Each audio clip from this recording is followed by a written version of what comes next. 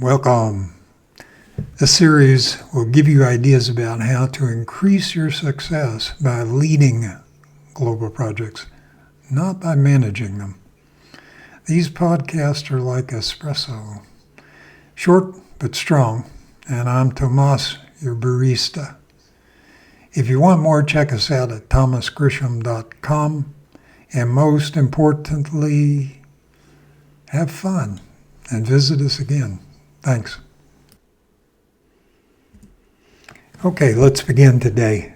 First picture here is the idea of communicating what it's like to hear another person, to listen to another person. Look at the expression on the one young man's face there. It tells a lot about his engagement and the process. So let's begin there. And that's where we're going to end as well, by the way, is listening. So first of all, let me tell you about what I call my XLQ model. Very quickly, cross-cultural leadership intelligence. And the model looks like this. There's more detail on the model in section number 5. But for today, I want to focus just on communication and 4 items: creativity, empathy, storytelling, and listening. First up, creativity. So explain love to someone who doesn't speak your language. How the heck would you do that? If you think through it, some people listen well, some people are more image-driven, some people like metaphors, some people like things very clear and tangible. So the idea is that you have to come up with as many tricks as you can to get your ideas across accurately and quickly. So for love, here's an image. One way to begin. May not be 100%, but it will open door, perhaps. So next item is empathy. We all have this. We're all designed to do it. It's nothing that you need to go take a course in. You simply need to engage your empathy. Start with a common context. See if you can find something that you have in common with the other person and talk about that first. So if you like football or if you like ping pong, start a conversation with that as the topic so that you can begin to understand a little bit better how the other person hears and understands. And active listening. And what that means is stop what you're doing, put your phone down, suppress your filters. I'll tell you more about that in a minute. And listen for ideas. So if you're talking to a medical person and you're an IT person, you need to help them get their message across to you by listening past perhaps their shortcomings on the language you speak in IT. So how can you help them better tell you what it is that they need you to do for the COVID-19 contact tracing, for example? So let me show you a picture of what active listening looks like. There it is. It's a real guy. Next item is storytelling. I'm going to show you something here in a minute by a poet called Yusuf Komunyakaa. And the picture will tell you about the architect as well. First of all, a quick touch point. Agta ancient people in the Philippines, they're not well connected into the 21st century. They sort of still live the way they did a long time ago.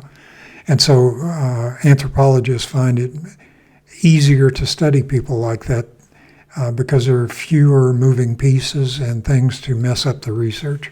What they found was storytellers in the Agta group are preferred for mating. So from just a genetic viewpoint, it's a better thing for offspring. And it leads to greater empathy and equality in the society. Those are good things, right? So storytelling are communicating metaphors. Metaphors are a quick way to talk to the emotional part of your brain and get complex ideas across relatively quickly. So here's a metaphor by Yusuf. In the black mirror, a woman's trying to erase names. No, she's brushing a boy's hair. So currently, no context. Interesting forms ideas in your mind, but they may not be the right ones. So here's a picture to go along with it for context. This is the Vietnam War Memorial. The architect is Maya Lin, and Yusuf wrote a poem about it. So now you can tell what he was thinking about with In the Black Mirror, a dark reflection of oneself. A woman's trying to erase names. No, she's brushing a boy's hair. So you can see in these 19 words, there's a huge amount of information being communicated. You need the context, but once you have the context, there is a lot here. And that's why I say storytelling is a great tool to use. So now let me tell you about the filters that I promised earlier. Two people communicating. Let's say I'm the guy on the left over there, and I've got an idea that I want to give you. So first thing is there's nonverbal communication, body language. We all use it. Sometimes we do it well, sometimes we don't do it well. You can get it right, you can get it wrong.